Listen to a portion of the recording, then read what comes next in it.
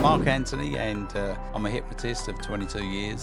What you see on the shows is 5 to 15% of the nation can actually go under that deep. Rightio. So what you're looking for when you do a show, you're looking for those people that are very susceptible and suggestible, because they're the ones that when they're deep, they'll respond instantly and automatically, unconsciously to the suggestions that you give them. But I'm going to be straight up with you right now. Very big skeptic. I feel, well, number one, I don't know too much about, I suppose you call it a profession, do you? Or Yeah, absolutely. Yeah. And I feel like I'm a very, very mind-strong person. Yeah, so you're looking for those. If I say to you now, if you put your hands out in front of me and just go like that and just look into my eyes and don't look away, I want you to use your imagination, okay? I want you to imagine that you've got super glue in between your palms and fingers, and just imagine the super glue is in between them, just locking them tighter and gluing them, cementing them tighter and tighter together. And the more you try to separate them, the more locked, glued, cemented they become. Yeah, and when you try to separate them, you find that you cannot. And the more you can't, the more you try. The more you try, the more you can't. So if you try to separate them now, and if I click my fingers, you can.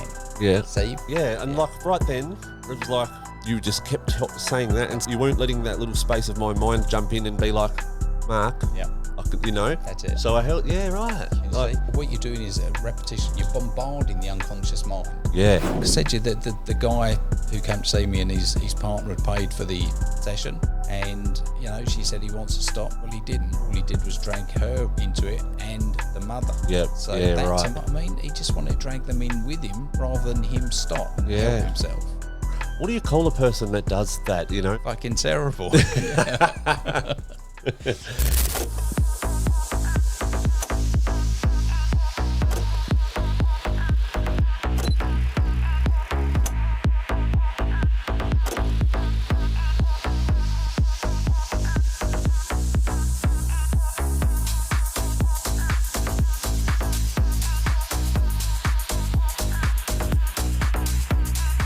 What's up, guys? Welcome back.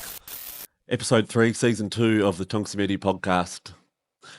Now, I think I might just add the start of this episode. I've been missing for a couple of weeks. I recently had a relapse. I'm just going to put it straight out there.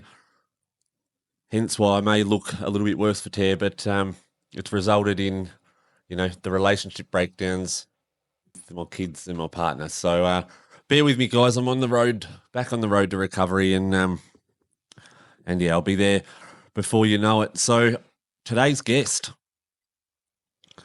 I'm not too sure how to introduce this guy, but he's nothing less than an amazing individual. So if you'd like to introduce yourself, brother. Excellent. Thanks, Braiden. Yeah, Mark Antony, and I'm a hypnotist of 22 years, and it was something that I fell into many, many years ago. I've been doing it 22 years, absolutely love it, and been through many things myself. Right. Like yourself. Yeah, that's right. Yeah, and we have had a bit of a talk off camera, We will get into it a little bit later on in the podcast, mate, but I'm going to be straight up with you right now. I'm a huge skeptic. Very big skeptic. I feel, well, number one, I don't know too much about, I suppose you call it a profession, do you? Or Yeah, absolutely. Yeah. And I feel like I'm a very, very mind-strong person, but I've clearly watched your shows. Funnily enough, I ran into to this guy. He bought some microphones off me on Marketplace, and I knew that I knew him from somewhere because my mates watching actually remember the day we went to the Sexpo show down there in Hobart, and this was the hypnotist guy that had all those people on stage doing stupid, funny stuff at a click of the fingers. So it's definitely not fake, mate. So I'd like to start this podcast off explaining a little bit about what it is and Absolutely. Yeah. So what you see on the shows is 5 to 15% of the nation can actually go under that deep. Rightio. So what you're looking for when you do a show, you're looking for those people that are very susceptible and suggestible, because they're the ones that when they're deep, they'll respond instantly and automatically, unconsciously to the suggestions that you give them. So certain people, they don't go that deep. Like I've been doing this 22 years, I can't even go that deep. And right. I self-hypnotise every single day. Yeah, okay. So not everybody can go as deep as them. You know, most of the time they're deep or they're somnambulists. So a somnambulist is somebody that when you get them deep enough, and many people in the shows are somnambulists. So when you get them deep enough and bring them back out, many of them won't remember a thing they've done. Yeah, but like the couple that I watched that time, you know, and I have seen other hypnotist videos and so forth, where I just think to myself, is it bullshit? Yeah. Do you know what I mean? And that's no offense whatsoever. No offense taken. I wouldn't have brought you on the podcast if I didn't want to discuss it, you know. So yeah, I just I'd love to try it one day, put it that way, just to see if, definitely. But yeah. Again, you just said something interesting. You said you've got a strong mind. The great thing about people with strong minds is when they're really looking to do something positive, their strong mind works in a good way. Right. However, to their detriment, it can work in a negative way as well. So complete opposite. That's right, exactly. But it works strongly on that negative as well. Yeah. Because when you've got a strong mind, it can either work strongly positive for you or strongly negative for you. Yeah, right. So in certain things, you might work towards, I don't know, let's say, for instance, playing the guitar. So you might really use that strength for positivity. Yeah. And, you know, I'm positive about playing this guitar. I love it. You know, I know that I can learn this. Yep. So your positive, strong mind really works towards it hard and fast. Yeah, yep. However, when you go on a negative, i.e. what you've been through lately, it works strongly for the negative. Right, I suppose because you're wanting just that change, and your mind is willing to just grab hold of whatever it can, I suppose, you know. And it works strongly with it. Yeah, so right. You've got two parts of the mind. You've got the critical mind. And can I just say, I saw a guy called Paul McKenna 35 years ago. Okay. And I thought it was all bullshit. Yeah. I saw him do a show in the UK. I thought it was all bullshit. I thought there's no way that can be true. Yeah. I might just add just why you hold that story, because the reason that I thought, one of my mates that was actually there with me at that Sexpo, 3 blokes with their missuses go to Sexpo. I didn't quite get that part. It was a hell of a show. But one of the guys you had on stage, my mate and I, shout out Nath, actually worked with his dad, so we could get the inside info. Like, you know, was you paid to do it, mate? You know, because you had him at the click of a fingers doing some random stupid shit in front of thousands of people. Yeah, he was a shy kid, you know, and.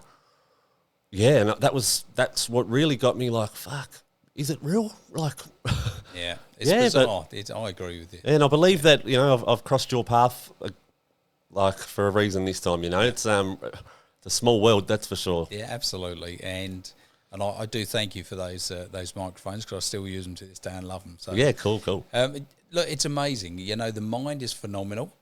And like I say, it can work for you or against you. Yeah. And especially when we go through certain things in life. So when we go through certain things, we tend to go back to, most of the time, to something we feel comfortable with. Yeah. Because our mind remembers that. If you ever go and see a hypnotist, you never, ever let the hypnotist delete anything. Because if they delete something, then they're very unethical. Yep. So what you do, you get that, you know, it's like anything. I always say to clients, when you're driving a car, you've got a big window screen, haven't you, at the front? Yeah. So that window screen, it's so big because that you can see where you're going then. Yeah. You've got a tiny little rear view mirror because you don't need to keep looking back. Yep. Yeah. And that's the mind. So if the mind's working towards something positive, it will keep going. Yep.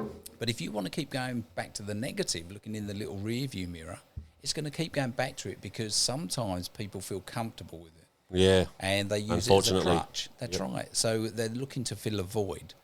Well, the mind remembers what got them through that void last time. Exactly. So then it goes back to it. Yeah, but too familiar with it, mate. Exactly. And that's why I brought it up, because obviously in your situation, it happens to people. Yeah, that's right. And it's just one of those things. However, you've got to find something else to fill that gap. Yeah. And keep filling it. That's right, mate. You know, and I think a big part of it is just rebuilding myself, going through that pain, that hurt, that misery of fuck, I've got to do it on my own to be able to get the outcome of having the relationship back with my beautiful daughters. You know, I'm a father of 3 daughters, mate. You know, 2 elder ones that are 10 and 12, and and and it just so happens to be right before Christmas, and so yeah, I think I'd made the right decision by getting you to come around today and do this podcast, because it sounds like it's the sort of positive push I need right now. You know what I mean? So I appreciate it, mate. There's many things I say to people, Braiden, and the thing is, there's the old saying is change your mind, change your life. Yeah, that's rubbish. You've got to change your environment. That's right. Then change your mind, then change your life. Yeah. Okay, I've lost many, many friends to drugs in the UK. And my trip back there a few weeks ago was brought to my attention there was another 2. Oh, wow. Sorry to hear, mate. Yep. Yeah, again, it was choice. We all make choices. And we need to either make the right choice or the wrong choice. Yeah, that's right. And that's where many, many people trip up. They go back to the old choice, the wrong choice. Yep. And because it's so easy to do, and it's just waiting there, waiting for you to. You've just said it. Come and let me fuck your life up again. It's like, unless you've been there, you don't understand it. No. And like as we'll get into further into the podcast, you've had a bit of a run, yourself. Ups and downs over the years. And actually, while we're there, I might actually read the blurb out to your book. Absolutely. Yeah. So. Guys, Mark's actually got his own autobiography out. It's called The Rogue Hypnotist. Where can they find it, Mark? You can actually go on my website, the roguehypnotistbook.com, and there's actually a free download ebook version. Okay, yeah. Or they can buy that, or I've got an audio version that I recorded myself. Ah, nice. It's your own voice. It's my own voice. Yeah, right. Yeah, cool, man. I might just read... I won't go deep into this full blurb, but the top of it is just enough. I read it earlier and I was like, wow, this will be an amazing intro for the podcast. But so it goes like this. From mindless delinquent to mindful hypnotist, Mark Antony's story takes us from the criminal world of southeast London to a successful career as one of Australia's most sought-after hypnotists. A roller coaster of family violence, children's homes, expelled and suspended from schools, child abuse, drugs, crime, and loss of freedom. Not to mention cancer, bankrupt, divorce, and false accusations, and the power of a man's mind driving his way out to a brighter life of love and success. Like Absolutely. That, just in a nutshell, mate, is so powerful. It's So let's I suppose, mate, take it back to the beginning and let's dig into your childhood. Obviously, that's where a lot of this trauma would have started. Absolutely, so with many people. Yeah. So we grew up on my birth certificates in a caravan. Okay. So Mum, she was married to my dad, the Italian. Yep. But then we'll go into that a bit later because, as I said to you off camera, I just found out 3 months ago that he's actually not my dad. So that was really bizarre as well after all these years. Yeah. Yep. But we then went through, Mum then got remarried, and that's where the domestic violence started. Okay. And it got absolutely terrible, really, really bad. We saw a lot, there's certain times when you see your mum nearly killed on the floor. Yeah. And domestic violence isn't the greatest thing, as we all know, and, it's not nice to see. No, mate, I'm ashamed to admit, but I went to prison for nothing physical, but just the emotional and... the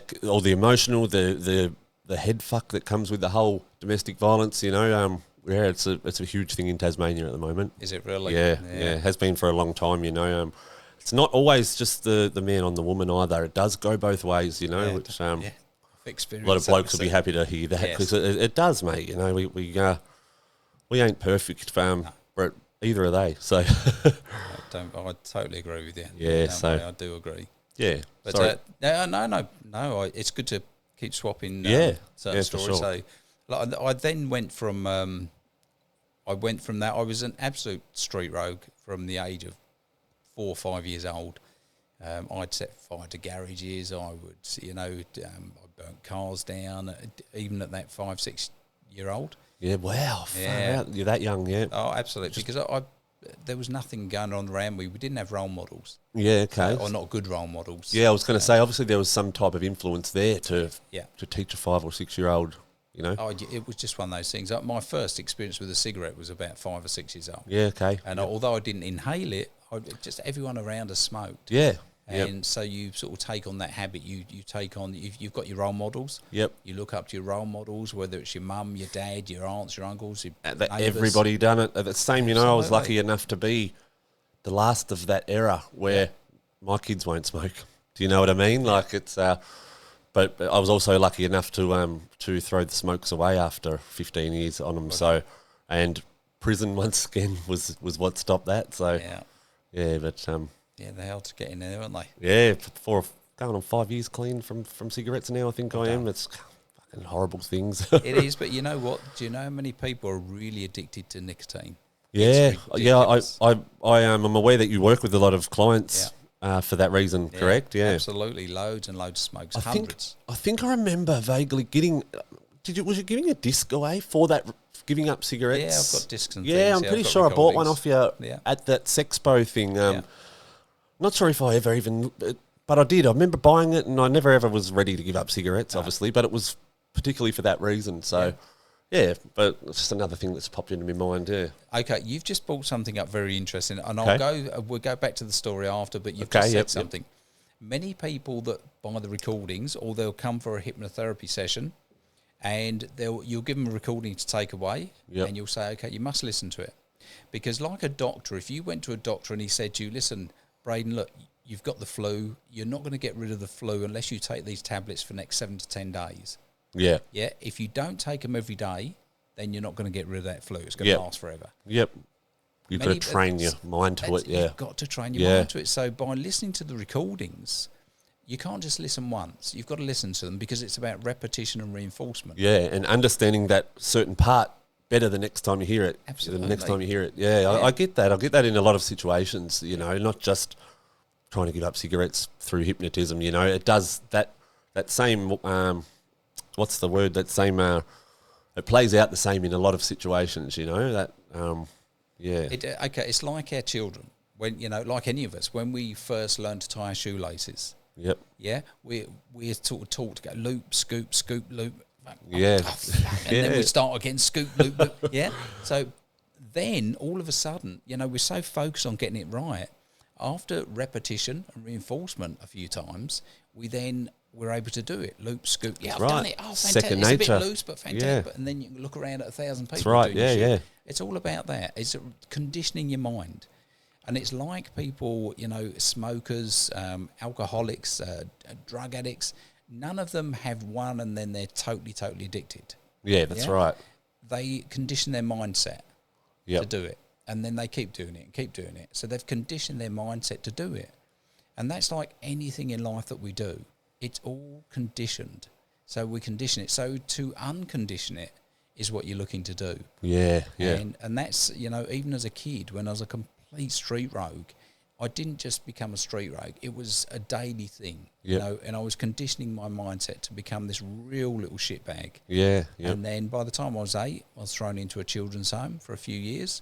When you say children's homes, like here in Australia, it's boys or girls' homes. Yes. So was it a mix when you say? It was a mixed one. Okay, gotcha. So it was a mixed one, but they call it a home. Yep. And as it says in my book, it wasn't a home. I mean, we were physically abused, sexually abused, mentally abused. Wow. But not by the staff. Some of the staff were not very nice people, but they weren't the abusers. It was other people in there. Yeah, okay. So, and then there was other people that would come to the children's home and take some of the older kids out weekends, and it turns out that he was actually a predator. Wow. And that's what, you know, that's meant to be a home, a children's home, where you put for your safety. Yeah. And to be taught a lesson as well, you know. Not a lesson like that, obviously, but to be, you know, corrected. Yeah. In other words, wasn't good. Wow, mate. But then as you go through life, you know, again, you know, I came out there and I was worse than ever. So then I just went through more and more years of just being a car thief, a thief as in anything. I would thieve anything. Yep. And that was the worst thing for me, that I turned into this complete rogue, hence the book's called The Rogue Hypnotist. Yeah, yep. And then I went into detention centre, young offenders prison. Yep. I did 3 months in there, and that started turning my life around. Right. Now, just stop there. Your first... So you'd been in and out of child's homes as a young kid, and then now you've hit well, what we would call a juvie, I suppose, Yes, like up that's it, until juvie. 17. Yeah. So it's actually a real prison, but just for minors. Yeah, absolutely. What was the feelings like the first? Terrible. Yeah? Absolutely terrible. You're either, the judge said to me, and I thank the judge to this day, because I was in and out of I was in and out of detention centres every weekend for a long time. They'd send you there for the weekend, right? You go in on the Friday, you come out on the Monday. Yep. So I was in and out of them a few times every week. It was ridiculous. Yep. And then the judge said to me one day, listen, he said, I'm going to give you a thing called a short, sharp shock. He said, now, I'm going to give you 3 months. You'll either go in there and do 3 months and turn your life around, or you'll go in and out of that prison for the rest of your life. And I decided 3 months was enough. Yeah, okay. And I came out. It took me a long time to change. Yep. I'm not going to sit here and say I became a good boy overnight, because I certainly didn't. Yep. I came out, I was still thieving things, I was still doing some wrong things. But there was a seed planted, wasn't there? There was a seed planted. That was it.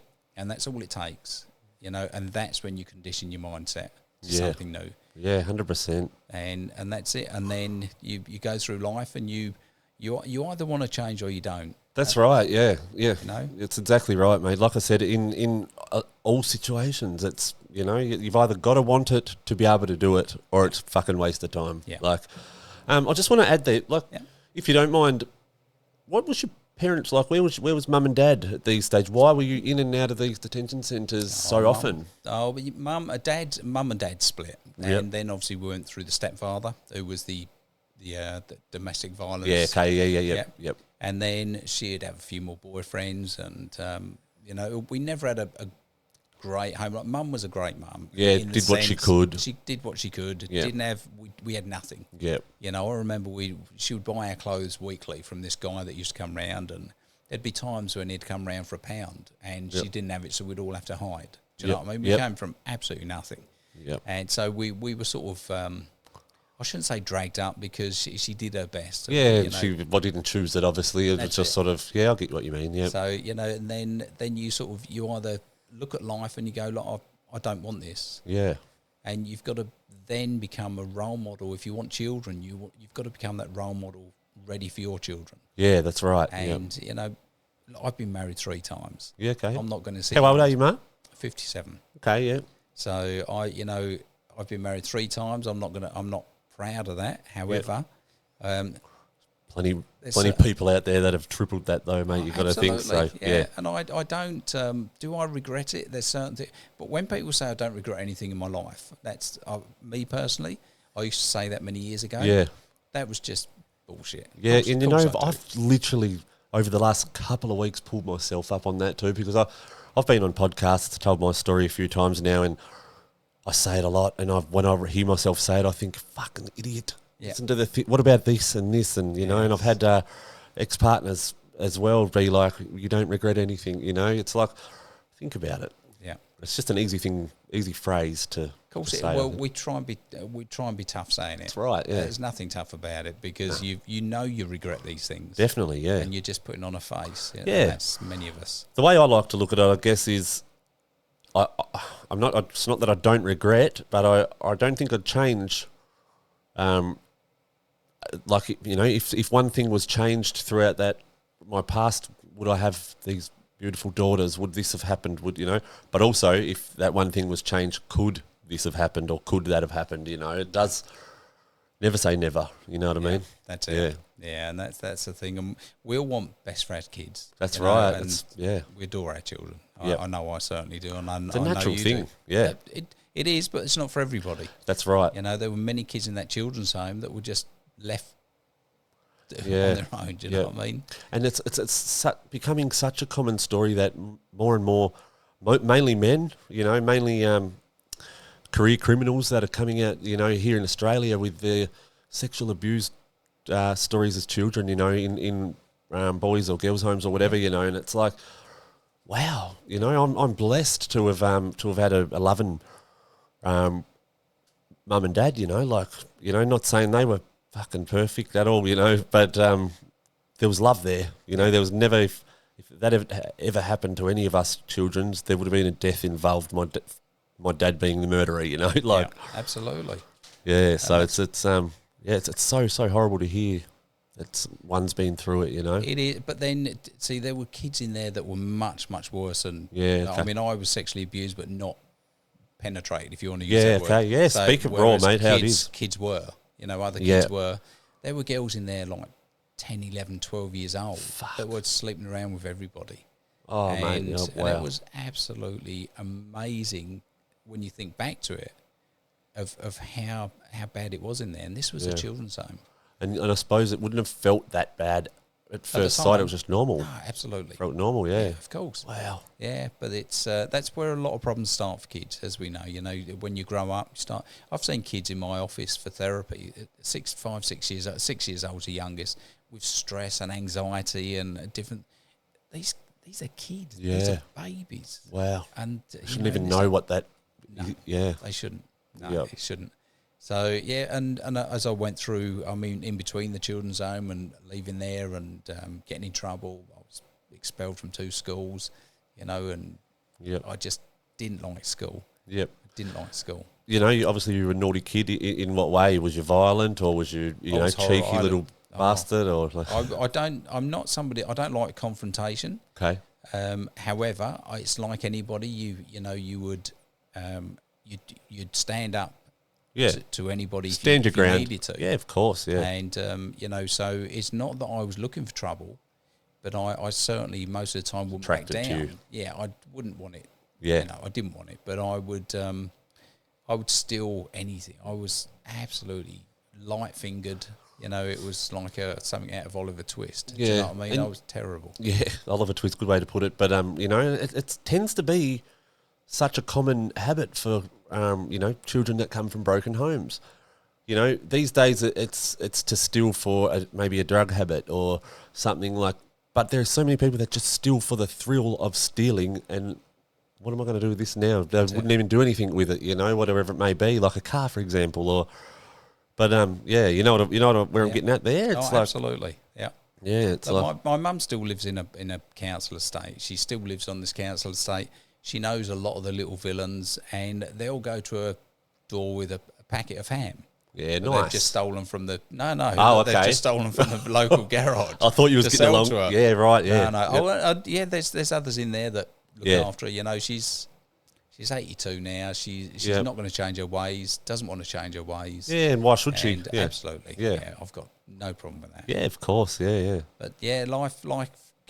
You've got to have the want. Like, we go back to that. You've got to have the want to change. That's right. And as soon as I came out of detention centre, I really wanted to change. I went to work in Pakistan after that. Yep. And I had a job in Pakistan. Okay. And I still wasn't changed enough, and I stole something there. And in Saudi, that was by the time we went to Saudi. So when we got to Saudi, I stole something, and in Saudi they chop your hands off you. I was going to say that's like the fucking that's having a crack, mate. Absolutely. Like, I don't mean to laugh about it. Yeah. There's some balls involved there. Put it that way. Well, I was only 19, so I was 18. Sorry, just turned 18. Okay. So I'd only come out fresh from detention. Okay. What was the ego like? I was a cocky little bastard. Okay. Yeah. Absolute cocky. But I knew that I was. I've always had the entrepreneurial spirit. Yeah. Okay. Yeah. Like I said, that definitely shows. Yeah. Yep. I know I didn't want to grow up in that environment, and that's why I say you've got to change the environment first. Yeah. And then you can change your mindset, and then you can change your life. Yeah. Did you have anybody, though, train this into you? Or, like, you just thought, well, that's the only way if you be sincerely honest with yourself. What other fucking way is there? Yeah. It's the only way, one way is to want. You've got to want that. You've got to have that want. That's right. But it tends to be so freaking hard to grab hold of. Do you know what I mean? Well, for a lot of people, like it is, mate. But you know what? It can be done by anybody. And that's right. Thing. That's what I really. I've got sympathy for people that come and see me. Yep. I can relate to so many of my clients. I've got sympathy. I've got empathy. Yep. And then the empathy stops at a certain place. Only because when I know that nearly anybody can change, if they truly have that want. Yeah. And then you say to them, okay, you need to go away and listen to this and do this and do this. And that will start this new programming in here. Yep. And they go away and they go, oh, I didn't listen to it. Yeah, I've heard that so many times by so many people. Like, it's right. That's it. That's where my empathy stops. Fair enough. It sounds a bit cruel, but it's. What are you going to do? Waste your time, though? It's it's a common set of rules, a common pathway to happiness or a good, lifestyle. And it's just, it's funny how people just find it so hard. I'm owning it right now, no matter what the situation might be, whether it be a drug addiction or whatever, it's always so hard to grab hold and keep hold of that want without the other side bugging you, come back here without that feeling, you know what I mean? If you keep pushing through, mate, you've done it for 3 years. Yeah. Clean for 3 years, that's right, huge. Yeah, definitely. And it's, like I said to you, mate, it ain't the first time I was clean for 3 years either. Yeah. It's just I've had a slip up and, along with a few personal struggles and whatnot, I'm definitely not sitting here right now saying that I can't grab that hold of that want, because I'm just stating that it's a very hard thing for a lot of people, to follow those 3 rules. But all right, you were just turned 18. Yeah, I just turned 18, but before that, going back a little bit, see, my drugs of choice at the time. That's what I wanted to say. Yeah, by that age, were you taking drugs? I did. It sounds really bizarre, but I did glue sniffing for a long, long time. Doesn't sound bizarre. I've heard a lot of that. Just to get away from the world, just to get away from everything. Because, like I say, we had nothing. Yep. Mum would go away for weekend after weekend, and with her boyfriends, leave us with, bread and fish fingers in the freezer, and we would can relate there too. Yeah. Yep. So you sort of just wanted to get away from everything. So I went to that. I went to obviously the marijuana, then coke, and that was it for me. I didn't want to know anymore. That was it. Whereas my other friends, they went on to other things. Yep. And now there's, I think on the last count, it's about 8 or 9. Yeah, wow. All different drugs are gone. Yep. That's crazy. I've just turned 32, mate, and I've got almost a handful of guys myself that I've known well that have lost their lives, whether it be to overdosing or suicide because of drugs, or it's like it's a vicious cycle, mate. It really is. It's and it's going to be a vicious cycle. It's only going to get worse, if you ask me. The drugs have only gotten worse since the beginning of time. So what's next is it's a scary thing, really. It is, but you've done it more times than once, mate. Like you said, yeah, definitely, you can definitely do it again. It's like anything, you've got to get back on that horse. That's right, mate. Just for the audience too, I was going to ring Mark this evening and just say, mate, I'm gonna give it a miss. I've been in a little bit of a bender, and I thought, no, fuck it, I don't care. Majority of my followers follow me because of my recovery journey, that's where I gained a lot of my followers from. And so I thought, I'm not going to lie. I've been a little bit distant from social media recently, and I'm sure that a lot of people would have clicked on. So why not just fucking own it publicly and let it be a weight off my shoulders, and watch the big bang of a return. That's it, exactly. You've just said it. Yeah. What's that big bang of the return? A good, clean return. 100%, mate. Yeah, I've got a great lineup of guests coming on the podcast. It's there's some awesome stories yet to be told. So this is going to keep me in line. That's for sure. Good. Exactly. And this goes out to so many people that need to see other people that have been through things. That's right. Yeah. And like we said earlier, it's the reason I bought the book out in the first place. To inspire people, to let them know that we all go through things. Yeah. We've all got a story. We all go through adversities, and it's what you do with those adversities. You can either use them to push you forward even more and start a new life and do better in life, or you can use those adversities. And there's a saying. The saying goes, you can take. Some people take a bad 5 minutes and they milk it. Yeah, that's right. Yeah. And I see clients like this. They'll milk it for months, years. Yeah. It's why many people will go to a psychologist. Not all of them, but many people will go to a psychologist and they'll milk it for years. Yeah, I was one. It took me 5 different psychologists. This is when I split with my first 2 children's mother, and that was just after a 7-year relationship. Experienced proper depression for the first time, and my dad led me down the path of getting some professional help because he was, you know, there was suicide attempts involved and stuff. And best thing I ever did, mate. It took me 5 different people to find that one that I clicked with, but That's it. that one that one that you click with is out there no matter what, you know. You've just said it. It's that one that you click with. Well Yeah. done, and well done. Yeah, thanks, mate. Yeah, but that was enough to. I guess he trained me how to be a psychologist. He trained me, you know, all those little coping mechanisms with certain situations and stuff, and it's helped me ever since, you know.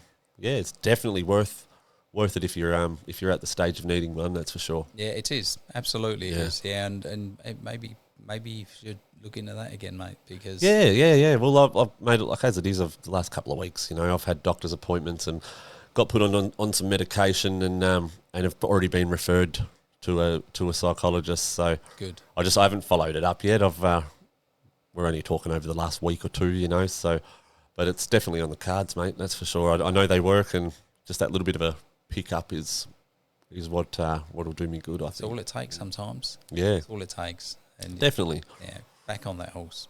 I've got for no sure, doubts. mate. No, I appreciate it, mate. Awesome. Yeah. So, and then obviously, you know, many of the other things that I went through, many people like yourself can relate to it as well. So even your tattoos, I was looking at your tattoos. Yeah. You know, I had tattoos from 11 years old. Wow. I've had them all removed now. Okay. I've still got the scars, but you know, somebody noticed them the other day and she went, "Oh, what's on your arm?" I said, "That's when I had tattoos, Indian ink and needles and experimenting." Yeah, that's it. And we do, and that's the thing, you know. And again, at that stage, I was hanging around with gypsies, so you know that sort of environment. You're not getting out of the environment. You're sticking to the environment. Yeah. You're sticking with the people that. Now, you hear a lot of people from your country say gypsies. Can you refer what a gypsy is like in equivalent to what one would be in Australia? Do you know what I mean? You know, it's really hard because a gypsy is a traveller. Okay. They fondly refer I think to of the as a Furies, bike heel. like Tyson Fury, the boxer, you know, the heavyweight That's champion. it, Tyson. That's it. So Tyson Fury is a gypsy. Yeah. And Gypsy King. Yeah, so, that's right. So his family are gypsies. So I don't know if you've ever seen his dad, but I think his dad actually lives in a caravan. Who hasn't seen his dad, mate? He's a fucking wild man. Absolutely he is. Yeah. But he doesn't back down. No, Full credit to him. So that's what you mean by... That's a gypsy. Yeah, okay, so yeah. gypsy is somebody, most of the time they live in caravans. Righto, yeah. One of my nieces, her dad was a gypsy. He lived on a gypsy site, and he's a lovely guy. Yep. He's now living in a flat or an apartment. Yep. So sort of so I'm sort of getting a picture of, like, you know, sort of bit along the sort of housing commission sort of level type of people. Yeah, gotcha. Yeah, that's exactly what it is. Yep. And obviously we not grew up in necessarily housing poor or whatnot, but just that type of person. I guess I'm getting a picture of. Like, yes, yeah, and a lot of gypsies are like a lot of gypsies. They work hard. Yep. I'm not going to sit here and say they don't, because they certainly do. Yep.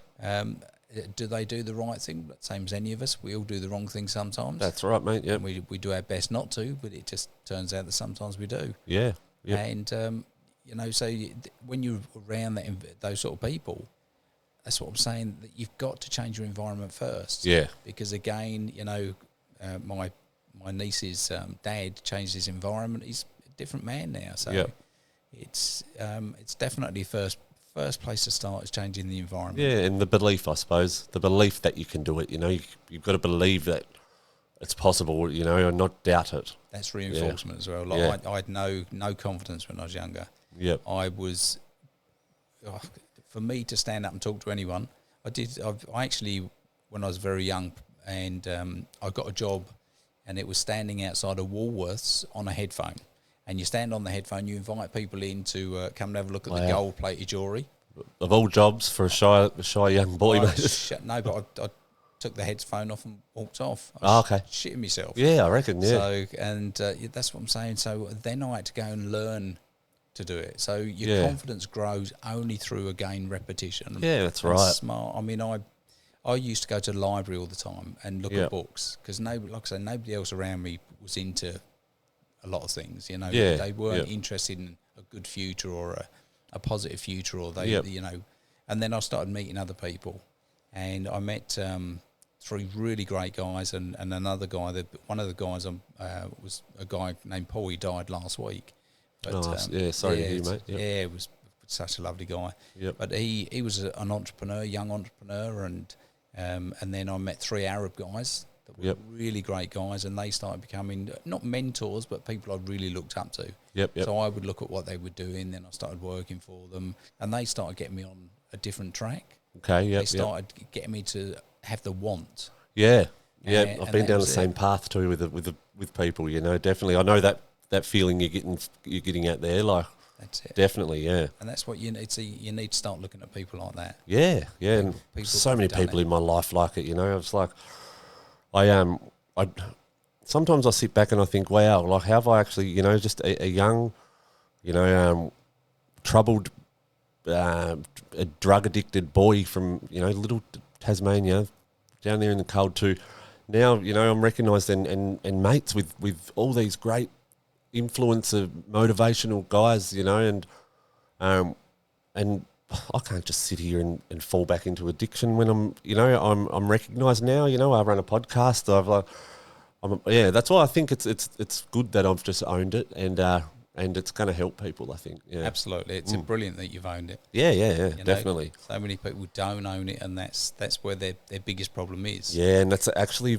With you know, ice itself, methamphetamine itself, that is a big part of the side effects to that drug is lying, you know, and you don't even mean to. You lie about the most stupidest, littlest things just because you think that it's going to cover up and not create an argument over here for some stupid reason, like when really you've just created a bigger argument by like making it obvious that you're lying about something so stupid, you know. It's such a common thing with this, with that drug, mate. It's I promise you, it's not only that drug. I see many people for different things. Yeah, yep. Alcohol, cigarettes, definitely, you know, of course, Coke, and they're all the same. Yep.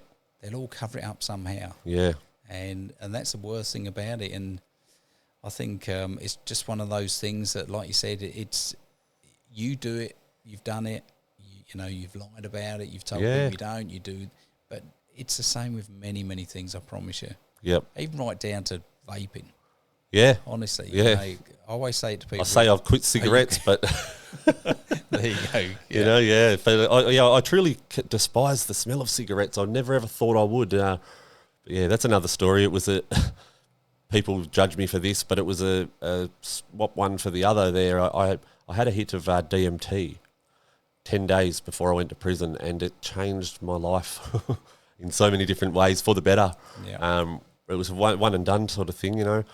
But I don't know if you've ever heard of DMT. It's a 15-minute quick trip that's I don't know any other words for it. Yeah. But it's definitely a positiveness. Something positive comes out of it, I think. It's definitely not something you want to run to again, that's for sure, because it scares the fucking shit out of you. Like, but yeah, definitely a big realisation to a lot of things, you know.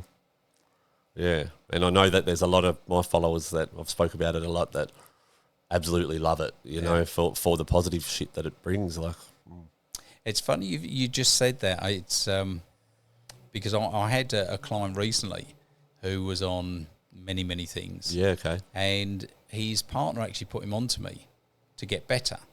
So when I started seeing him, I realised by the second session that he really wasn't there to stop. Yep. And by the third session, he then admitted he wasn't there to stop. So a complete waste of time. Yeah, okay. But the worst thing about it is that he then got her into it, and I don't mean to mother. laugh, but oh wow. Okay, and what what are we talking about? What I just mentioned, DMT, or no? It was actually LSD and Coke. Okay, yeah. So instead of coming to get better, what some people do, you see, is many drugs. What they'll do, and cigarettes and booze and everything. They'll find a positive in it and think that it's all right. Yeah, gotcha. And then what they do, you see, they try and drag everyone else down rather than get themselves out. They try and drag everyone into it. Yep. And that's what happens with many people. And I always say to people, though, you know the funny thing, Braiden, I always say to people, look, if you really enjoy it that much, go and give it to your kids then. If you think it makes you that happy, Go and let your kids have it. Yeah, that's just fucked. And they go, I don't fucking let my kids have it. Well, you just told me it makes you happy. Shut up about it then. Yeah, gotcha, mate, for sure. Go and give you, and they won't, obviously. And that's the thing. Perfect they way to. know it doesn't make them happy. They're covering something up, and they're filling a hole. That's all it is. It is. It really is. It's a painkiller. It's all it comes down to, and it's like, well, it is for me anyway, because I don't like it. I don't like the feeling. I don't like what it does, to your insides, to your visual fucking outside, the weight you lose, everything like that. But the only one single little thing that it does for me is that fills a hole when I need that hole filled, and it's always been a hole of sadness of some sort, or that's what you need to look for. You see, that's what we do as it's an easy way in therapy. Yeah. So in therapy, we look for where that hole started. Where's that hole? I always say we're born with a full jigsaw, most of us. Yeah. And what happens through life is we go through certain events, including myself. Yeah. We go through certain events, and a piece of that jigsaw is flicked out. So we fill that gap with, in my case, it was obviously glue sniffing, it was marijuana, it was other things.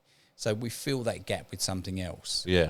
And until we find out where the problem started, what event started it, we can't fix it. So when you take your mind step back, because your mind knows exactly where it was. Yeah. So you go back to it. And then when you go back to it, that's when you can find the problem and fix it. And then you're not filling it with something negative all the time. You start filling it with positives. Yeah, gotcha, And that would be the same, including yourself. Yeah. Whatever it was that hurt back then, whatever event started it, you found that hole. Yeah. And now it's a pretty similar story to you, like it really all starts from the early sightings of domestic violence, mate. It's such a common thing amongst so many people, and it's always that starting point, or it's always the reason you hear, that's why I ended up like this. I guess there's truth to it, because it's definitely not something pleasurable to watch or be part of, or like whether it be physical, mentally, emotionally, it's it's a fucking horrible thing, mate. Yeah, absolutely. When you fill that hole, when you find out what event started it, and you fill that hole again with something positive, that's when your life can change again for the better. Yep. And that's where really, somebody like you, maybe we should talk further about that, because we could definitely do it, but you've got to have that want to do it. That's right, mate. And while we're talking about that want, it seems to have been a subject that's sort of dragged right through from the beginning of our conversation, is that want, and I'm one that does understand that want better than anyone, better than most, because I've found it multiple times, and it's still there. It's like it's more than anything, and it's but yeah, I just have them times where I will bury myself to the point where I do feel like I can't quite reach that want, but never ever do I forget about it, or it's just, it's always there and it always comes back, and it it hasn't killed me yet anyway. So. But it doesn't need to either. You don't need to get to that point. Yeah. So that's what you don't want. You don't want to get to the point where you go, definitely fuck not. this, I'm ending this. Yeah, and we've, most of us have been to that point plenty of times, and it's usually fueled by whatever substance you're using to fill that hole. It's not nobody wants to fucking die and hurt everybody around them, or their children, their family, or you fucking not right upstairs if that's what you want with a normal mind. Like, no, that's it exactly. And you've said it earlier. You've got 3 darling children. Yeah, beautiful girls, mate. They need dad to look up to. They do, and it's been a 50% week on, week off thing, So it's not just like you see my girls on every second weekend, or which most some fathers only get that, and like I'm be grateful for that. But I'm super grateful that I had 2 children to a woman that is equally fair, wants the same as what I want for the children, and gives me that opportunity to share half of their life with them, like, a little bit different with my current circumstances, which we're still trying to work that out. But I'm sure with with the want and the hope there that it'll all come together and work itself out for the best possible way for the baby anyway, you know. You just said it. Yeah. You've just said it. That little darling's fresh into the world. Definitely, mate, needs, you know, to set our kids up for the future. I mean, I've got 2 exes that have used my kids as pawn, so... Yeah. You know, and that's what you watch that happen, you know, down my father's, so I can relate to that too. Yeah, definitely it is, mate. It's not always women, it's men as well, but yeah, definitely. Most of the time women. Yeah. So it's and we're talking about the jealousy and with the children. We're just using the children as pawns, just telling them one thing about it's usually a jealousy thing. Yeah, absolutely. Yep. Yeah. So it's a shame because, you know, like I said, I didn't see my boys for 6.5 years. Yeah. And, you know, my girls, one of them's been turned off of me for not last 3 months, but for 3 months, and then fortunately we got it back together again. And you know, it's all because of that, and it's gaslight, and it's, you know, ridiculous stuff. Yeah. But these things happen, and what I'm saying is we don't want it to happen. You know, no, one time we were all in love. Do you know what I mean? You're in love with that person that's had your child. I thank, you know, whoever's up there or down there or whatever, they've given me beautiful children. Yeah, bless you. Yeah. You know, don't ruin it for the children. Yeah. They need good role models. 100%. And, you know, I've always been one, especially when substance abuse has been involved, to block the children out, the child out first, and, you know, and never used the child as a tool, but just haven't prioritised the child first, you know, for my own fucked up needs at the time, you know. But I'm grown to the point now where I'm like, I'm fucking 32 years old, you know, it's not about me anymore, you know. I could be on my deathbed, my child still needs to know that they're loved or, you know, that they're prioritised. Like, yeah, definitely it's a huge thing for me, clearly, you know. Yeah. Yeah, well, I really hope it gets better, and I'm sure it will. I've got no doubts if you, like I keep saying, it's that want. Just have that want, and it can start changing. Yeah, mate, 100%. And I do, mate. Clearly I do, you know, 100%. It's, yeah, I'm excited. I really am, because, and I mean, I was a little bit nervous about admitting it, you know, tonight on camera and whatnot, but I don't care. I've got no fear. I've, like you said at the start, I've always been that guy that I don't like the confrontation, but fuck me, it's there if you want it, you know, and I won't back away from it if I'm, you know, don't have to or whatever. But yeah, that want is still and will always be there for me, I think. Yeah, you know? well, like I say, we can talk about it later, because I just think as long as you've got the want, everything else can change, especially when you've got if you've got nothing else in your life. I can understand why certain people go the way they do. Yeah. But when you've got so many great things in your life, you know, look, I'm sitting here with you now. You've got a podcast. I can see you. You can see me. Yeah. You know. Yep.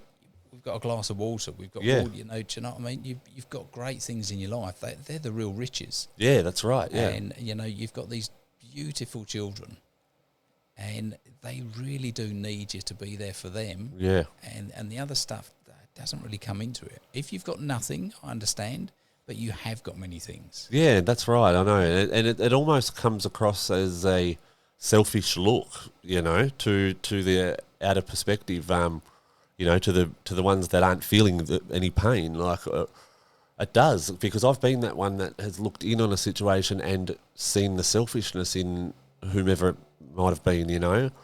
So I understand that, you know, I really do, and I think that is a booster as well. Yeah. Already understanding that part, you know, because fuck, you can get stuck in a hole there, mate, with the nobody cares about me. You know, it's all about me. It's all about me. I've done it plenty of times, you know, and the old pity party. Yeah, it's like, Braiden, you've got a third child now. Pull your fucking finger out, mate. It's not about you anymore, you know. It's like, yeah, I just want the absolute best for all three of the girls, you know, and you know. Just so happened that, you know, when everything sort of went pear-shaped, the car done a gearbox and everything else went all at the same time. So I've been slapped around with the ugly stick a bit over, what's it been, about five weeks now. Yeah, since the downward spiral. But it's taken me 5 weeks to realise that, like, things ain't going to fix themselves, you know. You've just said it. That's right. That's exactly the mindset that you need. It's not going to fix itself. You know, one of the greatest sayings that I actually made up was, you know, you change by choice, not by chance. Yeah. And I got it from someone else, a similar sort of thing. But I always say, look, your health changes. When I do a weight loss seminar, I stop smoking. Your health changes by choice. Yeah. You choose. You either choose to do it or not do it. It doesn't change by chance. Yeah. You're not going to sit there one day and somebody comes up and goes, okay, you know. Yeah, runs a magic wand over here and fixes you, 100%, yeah. It doesn't happen. And you've had many people on your podcast, I'm sure. Yeah, mate, yeah. Come clean and they're doing well. Yeah. Which means the great news is that you can do it as well. Yeah, That's no, definitely. Great. So keep doing it, mate. Like I say, keep getting back on the horse, because you only need to get on it a certain amount of times, and you just go, that's it, I'm done. Yeah, that's right, yeah. That's what you need. Yeah, and I've had that feeling before too. I was done. Yeah. Done years ago, you know, done since moving here to the Gold Coast, you know, and done to the point where I was proud to you know, make content telling people how done I was, you know, and how far I was into my recovery and everything like that. Because I was proud, I was confident, I was not one part of me ever thought I'd ever go back to it, you know, and it's just, I don't know, I've learned lessons this time. I think, you know, that you're never ever fully safe from that ugly voice that pests you from every now and then in the back of your head, that the devil, I like to call it, you know, you're never ever safe from it. You can, you know, it's always going to be there. You've just got to know how to overpower it. Absolutely. And again, it boils down to choice. Yeah, yeah. You know, you either choose. It's like, I've had people come back to me after 8 years, smokers, for instance. And like I say, look, nicotine's very addictive. Maybe not as addictive. Yeah, it's different, very different for me, different yeah. addiction. However, you know, I've had somebody come back after 8 years, and she dragged her husband in, and she went, can I swear on this or not? Yeah. Oh, mate, go for your fucking life. All right, good. That's fucking handy. Yeah. So anyway, I was going to say it to you earlier too, because I've heard you swear, and I thought you're leaving the swear words out, mate. This woman dragged her husband in, and she went, I need to come back and see you because I've started smoking. I said, well, it's been like 6 years, and she went, no, 8. And I went, 8 years? Oh, wow. I said, all right, come and see me. She said, I'm bringing my husband as well. So I said, well, does he want to stop though? Yep. She went, he's fucking going to stop. Oh, no, all right. Anyway, she dragged him in. And I said, what are you doing back after 8 years? And she went, this fucking cunt, fucking cunt made me. I went, hang on a second. I said, how long's he smoked around you? Yeah. She went, well, all the time. But so I said, well, there you go. It's choice then. You chose to have one. Yeah, you weren't held down and bloody... Exactly. Yeah. He didn't force you. So that's the thing as well, you know. Some people don't want to be on the sinking ship on their own. No. And that's the problem. Yep. And hence, certain people, they'll just drag someone else in with them. Yeah, yep. And that's what we were talking about before the podcast started, which we won't bring up on this podcast, but you know what I'm talking about. They're a perfect example of it, you know. Well, like I said to you, the guy who came to see me and his partner had paid for the session, and, you know, she said he wants to stop. Well, he didn't. All he did was drag her into it and the mother. Yep. So that to me is he didn't want to stop. Yeah, right. So it's those guys. Okay, I got you now. Yeah. Do you know what I mean? He just wanted to drag them in with him rather than him stop and help himself. What do you call a person that does that? You know, fucking terrible. You know what I mean? But those actions of, you know, making their surroundings believe that what they're doing is all right, you know, and is it? I suppose it's a narcissistic trait. Narcissistic, yeah. But I believe most of us have got narcissistic. I know so I've got some traits. Yes, so do I, mate. Definitely, it comes out in me a lot. You know, especially with substance abuse. It's a fucking horrible trait. It really is when you can acknowledge it. Like you've just said it, when you can acknowledge it. Yeah, definitely. Don't acknowledge it. Yeah, and it's hard watching somebody with the worst narcissistic traits tell you they're not, and you know, and I'm not talking about my partner whatsoever here. I'm just talking about close family members, or, you know, and it's like, fuck me, just understand what that word means, and then talk to me. Because I guarantee you would talk to me different. Like, That's the thing. We can go through life blaming everything and everyone else. That's right. You know, we can blame our past, we can blame our present, somebody else in our present, we can blame this and blame that. If we go through life like that, and like you said, the pity party. Yeah. We've all been through that. Like COVID destroyed my business. Yeah. Destroyed it. I lost everything. I had to move out of the house I was in. I moved into my office. I lived in my office for a long time, you know. And then January this year, I lost my Facebook page after 15 years. Yes, I've seen that, mate, yeah. And so every bit of content I had on there, every person that used to contact me through there, the shows, the seminars. What sort of following did you have on average? I think it's about 5,500 on there, but I had 4 other accounts attached to it. So in all, probably about 10,000. Yep. That was my business. Yeah, that's what I mean. I understand. And that's a lot of people too. That's just who follow you. They're extended people, you know. You were very well known. Like, mate, I'm from fucking Tasmania, and I knew exactly who you were, you know. Yeah. But that's what I was going to say. So we can all go through this pity party. Yeah. You know, I've lost this. I've got, like I said, I've got ex-wives that have used my kids as pawns. I've got all these things. Yep. But you've just got to push through. Yeah, that's right. Otherwise you could keep going back to the other stuff. Yeah. You want to fill that hole. You know, I go to my shoe menders, and this is absolutely true. I go to the shoe menders. He uses the same glue that I used to use. Yeah. Oh, wow. Yeah. So when I smell it, it takes me back to those times. Yeah, shit. And so you're there going... Really, it makes you think back to it. And we're talking 50 years there, eh? Absolutely. Yeah, wow. Yeah, well, 40-odd years. That's what I mean, that little ugly voice back there. But I could choose to say, can I have a tin of that and take it away with me? Or I'm going, no. Do you know what I mean? 100%. I say to a smoker as well, and someone else that's, alcoholics, anyone. Yeah. You can enjoy the smell of it. I can enjoy the smell of it at the shoe menders. Doesn't mean I don't have to ask him for a bag and sit there sniffing it. Do you know what I mean? Yeah. You enjoy the smell of petrol, I'm sure. Most people do. I do, actually. I love it, yeah. Exactly. You don't go to the Bowser and go, one for the car, one for me, one for the car, one for me. No. You can enjoy the smell of it. You can enjoy the smell. It doesn't matter. And, that's a funny thing too, with cigarettes with me. It's... I can't, and like, mate, I've had been having a few beers within the last few weeks. I'll give us a puff on that. I'll always just, not always. It's probably happened in the last 5 years, maybe 5 times. But I've had a puff of a cigarette, and it's been like, what do people see in it? How did I smoke solid, a pack of 30s minimum a day for 15 years, from the age of 11, 12 myself? Like it's something that I know that I'll never be addicted to again is nicotine. I won't say nicotine because I'm smoking a fucking nicotine vape, but the cigarettes and the smell and everything, it's it's just so funny. It's and it's definitely to do with having the hit of DMT that time. It's I've speak about DMT on nearly every podcast I do. It was such a big turning point in my life.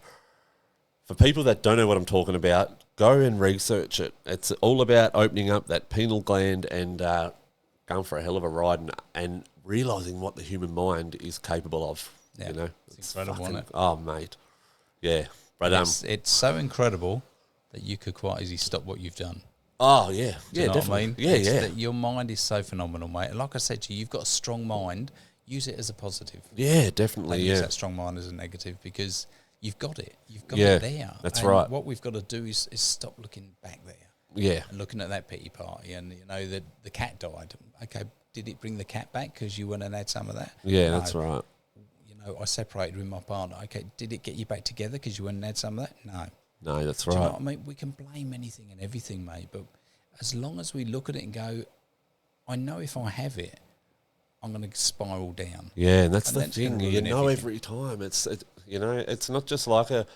don't get me wrong, mate. I've smoked pot, not on an everyday basis. I've never ever been the type to be able to tolerate much of it, but it's never affected me in any way of changed me as a person at all. But I've have maybe 3 to 4 cones a week, of a nighttime, like just one of a nighttime sort of thing every now and then, and Mr. Policeman, he never said that.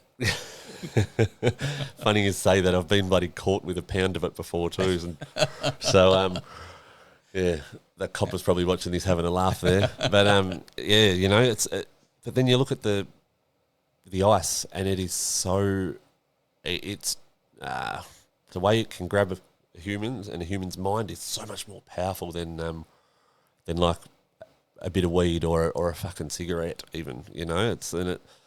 Not only that, it messes every little mechanism up in there, and you know, tells you, righto, just checking to see if you can put yourself back together again or not. You know, just checking.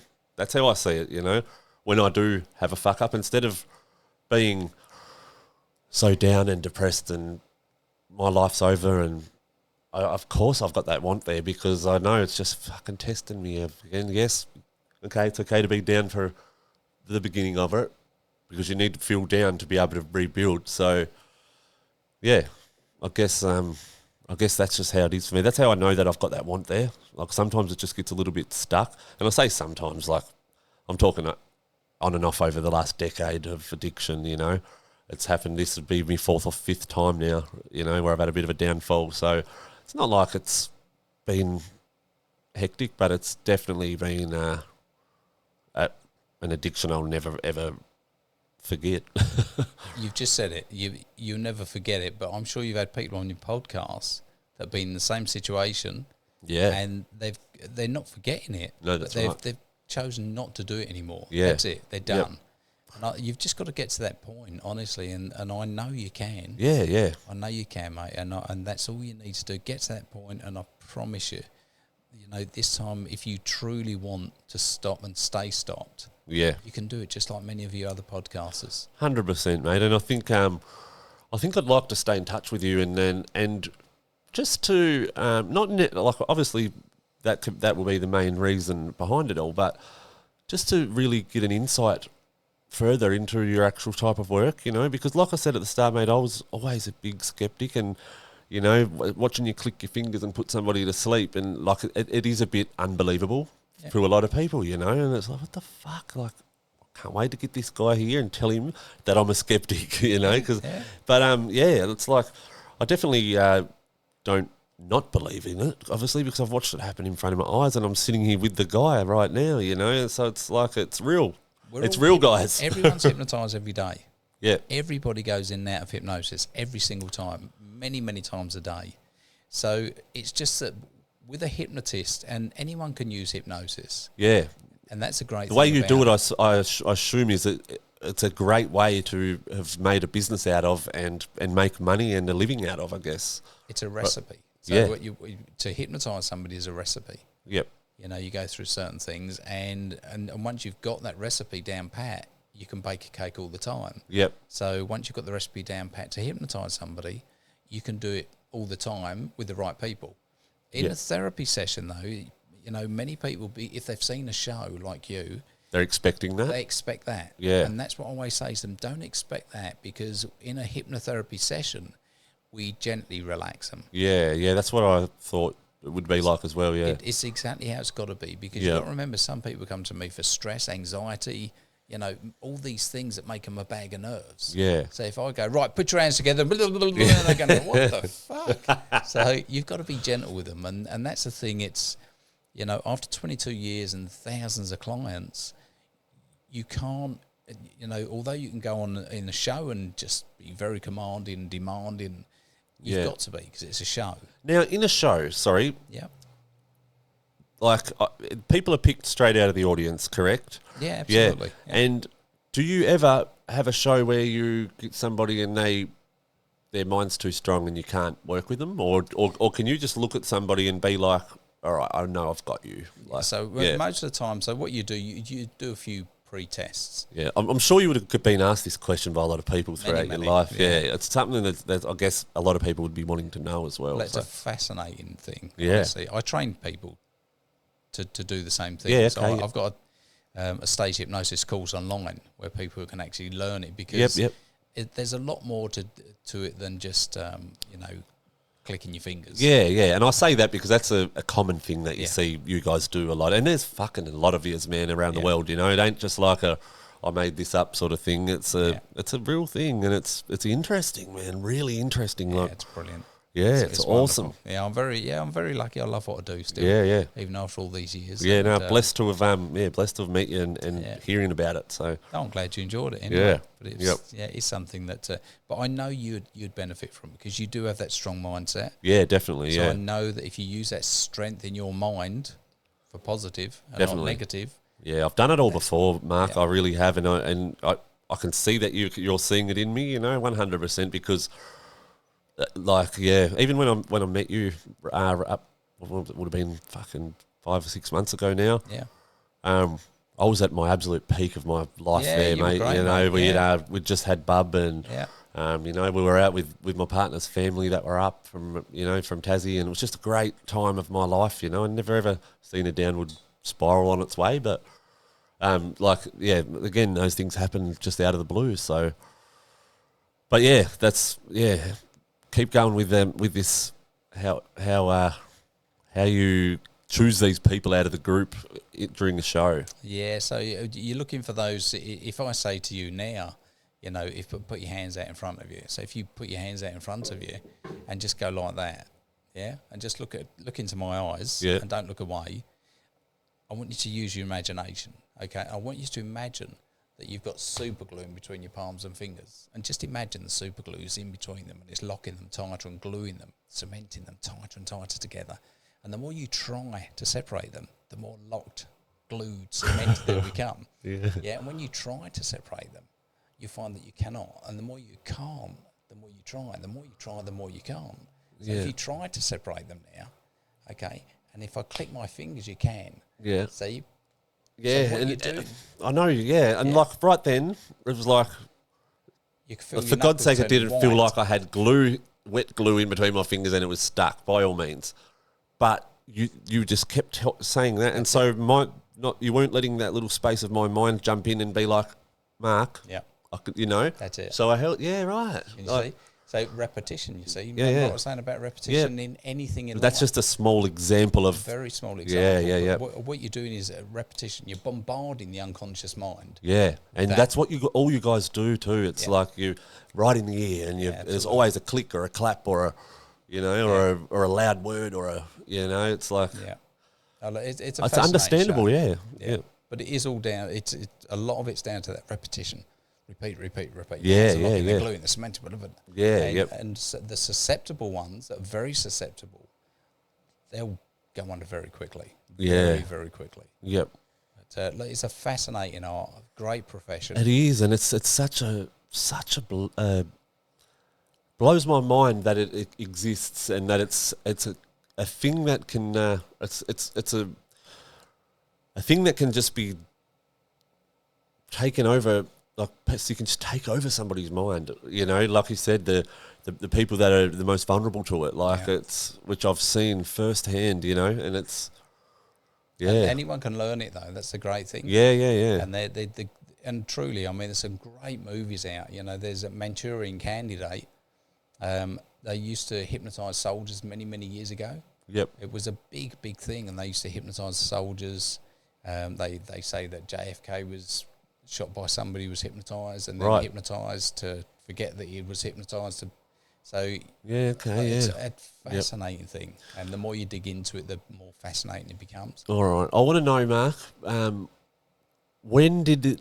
You've become this well-known, not just nationwide, but you're known around the world for what you do. Like, when and why and what made you go down that line? Mindset. Just that mindset. I wanted to change. You didn't see somebody like I have, yourself, like in a show, and like, wow. Oh, Paul McKenna, So Paul McKenna I did, and then it sort of intrigued me. And I thought, that can't be real. Same as you. Yeah. I was you can't help it. Yeah. It's And then and it was, and I, when I started learning it, I learned it, and I started enjoying it, and I loved it. And to me, I love seeing people laugh. Yeah. And that's what your shows are, just to be lots of fun. Yeah, they're not a serious or they're an adulty type. Make fun of the person up on stage, or get the crowd laughing. Like it's. I'll actually throw some videos in right now. Yeah, brilliant. Yeah. Well, so that's the fun side. And then fortunately, I've got the therapy side where I can help inspire people. Yeah, get them better in many, many things.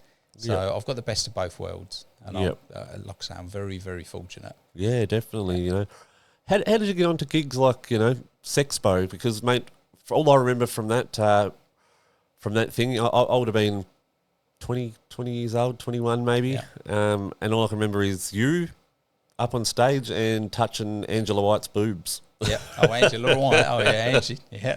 Yeah, well, that's really bizarre because when we first started at Sexpo, because I was doing a show called the Hypnotis Show. That's my brand name is Hypnotis Show. Yep. And I was doing that show and somebody said, look, you know, there's a thing called Sexpo. A friend of ours, he does it all the time, Picasso. He's a guy that paints with his didgeridoo. Yep. And he's the only man in the world that does it.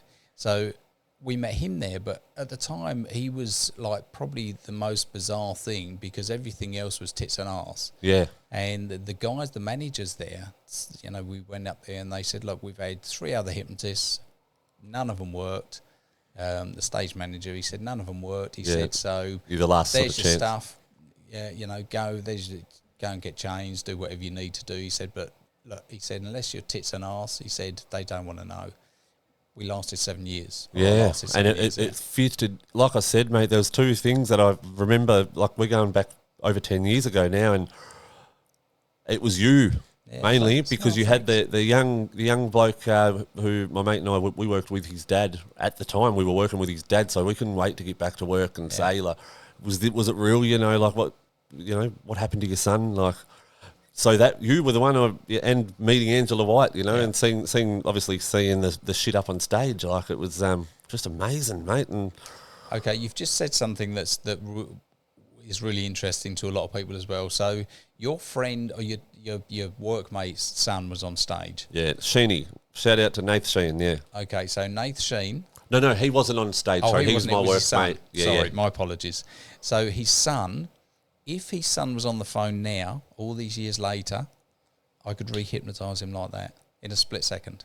Wow. Just over the phone. That's how powerful it can be I always say in the right hands, because in the wrong hands, it can be too powerful and not good. And so what could possibly be the worst case scenario in the wrong hands then, like death? Like. There's you could many things. I mean, it's like, I suppose somebody put it like this. They said to me, you teach anyone to do hypnosis. And I said, well, I do and I don't. I said, I do teach many people. Yep. However, I also ask them if they've got a police record. Yeah, okay, yeah. And if they have, I don't mind because I've got a police record from many, many years ago. Yeah. So if they have, depends what it's for. Yeah. And some people go... So just there, you're already working at the right person. Exactly. You're not just giving it to anybody. But they could go and learn it somewhere else, and that's fine. Yeah. But it's like anything, you know. Somebody said to me, it's like going to buy a hammer out of Bunnings. Yep. You can either go and bang a nail in the wall with it, or you can go and smack somebody on the head with it.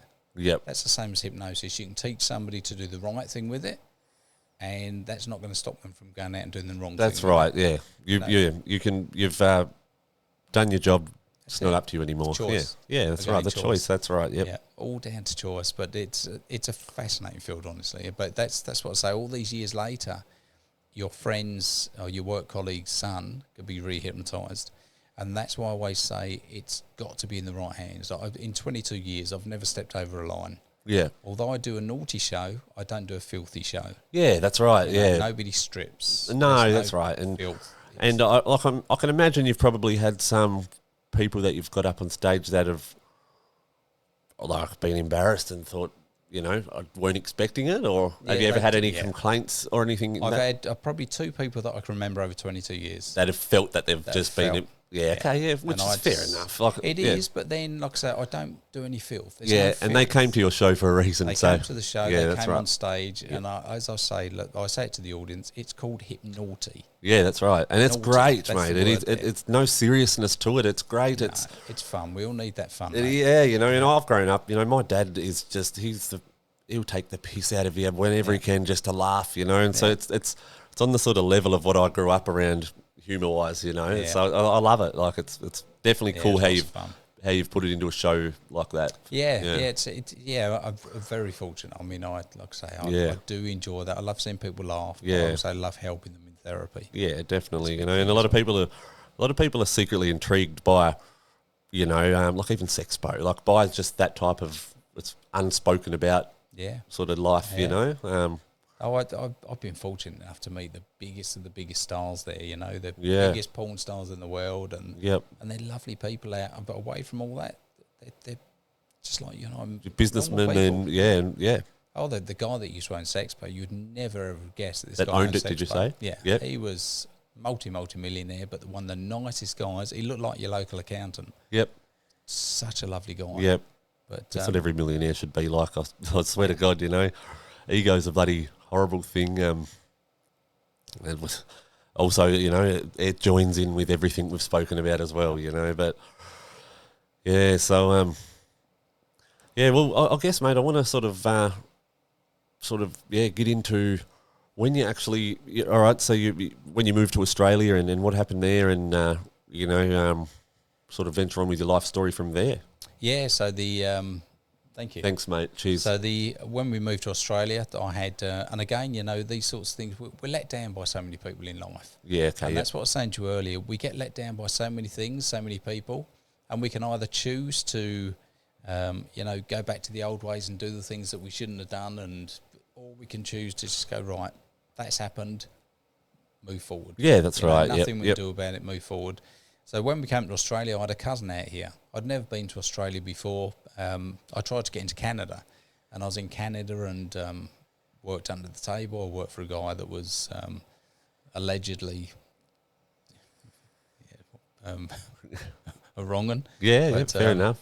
But a big wrong-un. Okay, so, you know, and I worked for him, and that was the most bizarre thing. Okay, and he wanted me to do a run in a vehicle once, and the tyres were full of something they shouldn't have been full of. Okay, I was about to say, do you mind sort of giving us a bit more context? I don't mind. Okay, well, this guy was huge. Yep. So allegedly. Yep. And so when I was told that I had to leave the country for overstaying the visa at the time, because I always wanted to live in Canada. Yeah. Okay. But they said, look, you overstayed your visa, you need to go. Yep. Or to save me, to stop me from leaving. Him and his wife, they loved me. Yeah. I got on really well with them.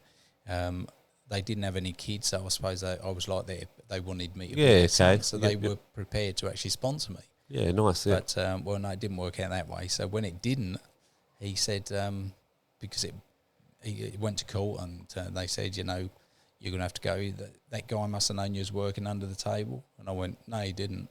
And they went, yeah, he must have. And obviously as you do, yeah, of course. I got back to the restaurant. By the time I got back there, they said, he said, well done, son. And I said, what do you mean? He said, I had some people up there and well done. Yep. It kept your mouth shut. Yep. He said, look, we don't want you to go. He said, so what we'll do if you want is you can take this car from here. It's got to go right across Canada. And the manageress at the time took me aside. She went, Mark, no. Yeah, are you fucking stupid? Yeah. She said, don't do it. She said, no, just go back to England, go back. So that from there, I then decided, because I always wanted to live abroad, like I say, get out your environment first. Yeah. And so I started studying computers. I started doing self-taught, started doing all that sort of stuff, and started programming, doing all this other stuff, having computer stores and see somebody from your era too. Computers were later on in your life, you know. They've been a sort of thing that I've not sort of since I got to high school they were about, but I can imagine it's a new thing. They've run the world now. It's brilliant, and I loved them at the time. I had a computer store called Boss Computers. Yep. Yeah, and nice. Yep. Loved it, and it certainly got me on track. I mean, we were making a lot of money at the time. Yeah, nice. Yep. But then we decided to come to Australia. So my cousin said, look, come to Australia, computer programs. We meaning you and your wife at this? My wife at the time and my oldest son. Okay, gotcha. So he's now 28, but at the time he was 8 years old. Yep. So I didn't know anyone but my cousin. And he said, I'll do everything for you. He had lots of family here. He said, I'll do everything for you. I'll really help you out. I'll do this. I'd never been here. So I went, okay. Taking a big risk, Massive risk. Yep. It took us a long time to actually get accepted. Yep. And we came over, and he let us down so badly. Yeah, okay. So then we were left on our own. Yeah. Fortunately, I make friends quite easy. I love people. Yeah. So I made friends pretty quickly, and cool. we started doing our own things. But I then started a computer cleaning company, and then I started something else, and then I thought, no, I've got to get back into hypnosis. Yeah. So I was doing it a bit over. So it always lingered there. Absolutely. Yeah, because I always know that the mind's so powerful. We can achieve so much with our minds. Yeah. And hypnosis is obviously a big part of the mind. It's all about mindset. Definitely, it's all it is, yeah. And that's where it started. And then I started doing this hypnosis stuff and seeing clients. And then I thought, you know what, I want to do a show. Yeah. And my first show... And were you seeing shows? No. I actually found there were some great hypnotists over in Martin St James and Ron Rico. They were two of the biggest. And there was a guy called Van Lowe many years ago. He went into property, hated stage hypnosis. Okay, yep. So he started buying property on the Gold Coast. Yep. Become a multi-millionaire. Yep, good choice. Absolutely. Yeah. So this, the other guys, Ron Rico and Martin St James, they were two of the biggest in their day. Yep. And I became really good friends with them. Yep. Very, very good friends. They both passed away now. May they rest in paradise. Yep. And so that's how it started, more on that side. And Ron Rico said to me, he said, look, Mark, he said, I never did an adult show. He said, because I didn't need to. He said, we would fill venues 2,000-3,000 people intrigued by it, yeah. Yep. He said, but I understand why you're doing one. He said, nobody else is, for starters, yeah. And that was it. And I started that, and the Hypnosis show became really well known. And my nickname was, Australia's naughtiest hypnotist, or tagline. So it's still, you still wear that with pride. Like, it's because there is no one else. Just your face, Mark, is familiar. I'm sure it is with a lot of people that admire you. So you're definitely not just your average looking bloke, I guess. You're always dressed up in your suit, and you've got your look about you. If I can put it frankly, and then to have the naughty show with it is just. I'm looking forward. I want to come to one of your next shows, to be honest, because it's I'll never forget it, mate. It was the first time I'd heard and seen this bull crap with and never believed it, and then seeing it happening on stage right in front of me with somebody that I knew. If I hadn't have known him, I probably would have never have ever still got you on the But it was from that day I got. It was made me skeptic. It was something in there was like unsure, So, but I guess I knew that it was all mindset stuff. I'm pretty intelligent myself when it comes to mind. So I knew it was definitely coming from like the mind. I just wanted to know and when you did the thing with the hands, and like it was a small example right there of Yeah, it's like it's still fascinating, mate. Oh, it's phenomenal. The mind is absolutely phenomenal. Definitely. Like I say, I know you can use it for better, mate. I know you can, and I keep going back to that because I want to see. I know you do, mate, and I can feel, I can 100% feel you keep coming back to it, and feel that you can see the brighter side, and all it does, mate, is make me just feel more determined and more confident in it. It's just you're just another guy that's got my back. Yeah, absolutely. The way I see it. And the more people that believe in you, the more and by all means, I don't want it to for people to think, Tonksy has fully lost his mind again, because it's been way worse in the past. I'm grateful to be only at this stage before I actually fall off again. So. But I guess it gets easier and easier each time. It has done anyway. So, yeah, I just don't want people thinking it's way worse than what it is. But again, that sounds like a typical addict thing to say. But don't get me wrong. I've been pretty fucked, but have definitely been worse in the past. That's for sure. I think one of the biggest thing is you're not in denial of it, because you've opened up and admitted. Absolutely, that's the worst thing. Yeah. But you're not. You've done it. You need to get back on the horse. I'm embarrassed, mate. Very, very embarrassed about it. Like I am, just if you watch some of my content, mate, it's like this guy would never touch it again, and that's how I felt at the time, though, and so definitely very embarrassed. But you know what? You've you've opened up and told people, and it takes a big man to do that. So Yeah. well done.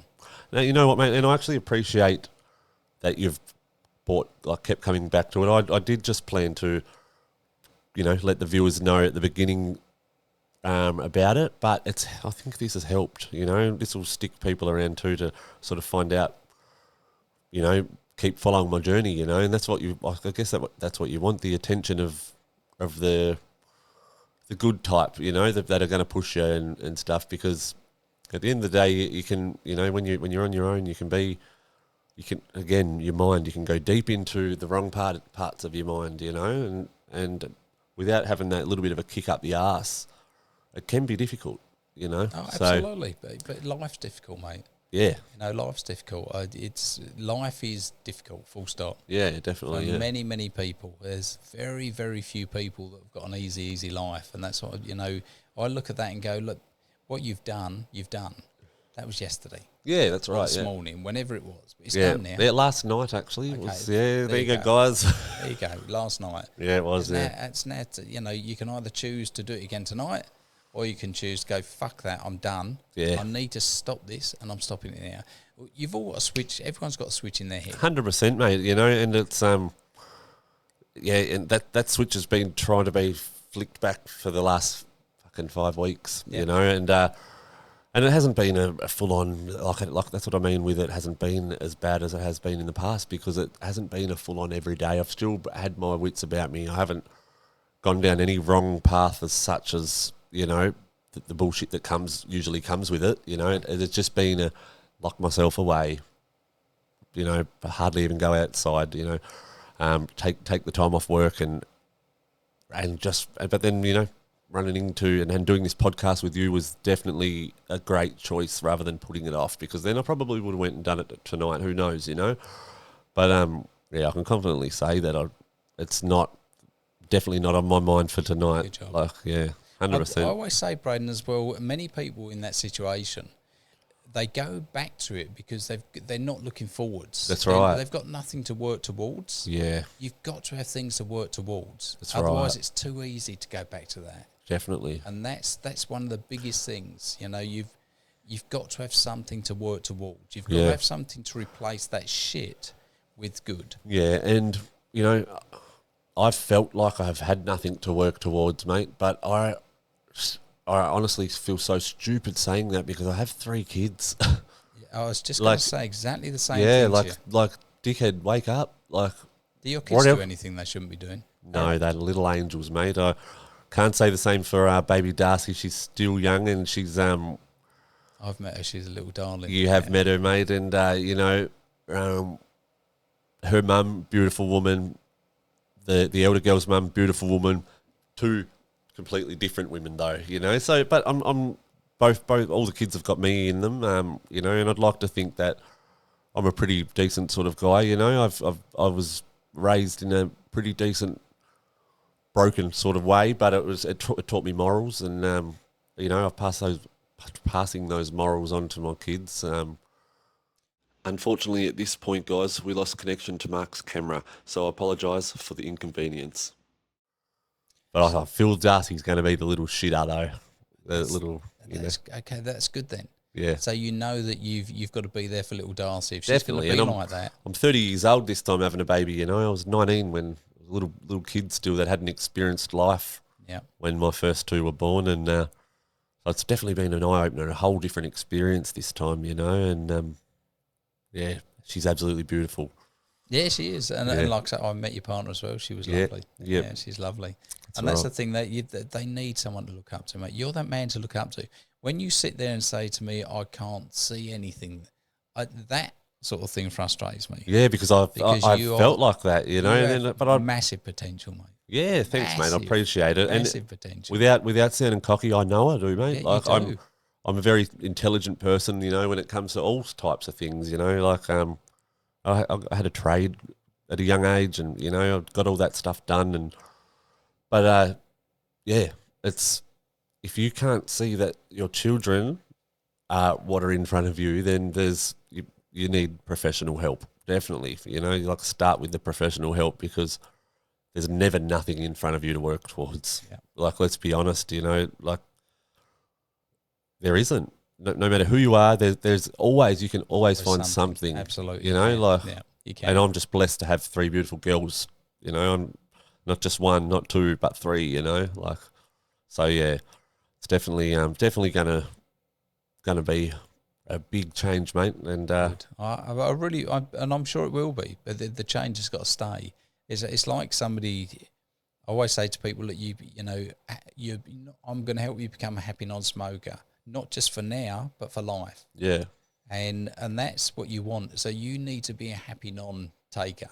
Yeah. Not just now, for life. Yeah. You've only got to look at what it does to you every time you go back down. Yeah, that's right. Yeah.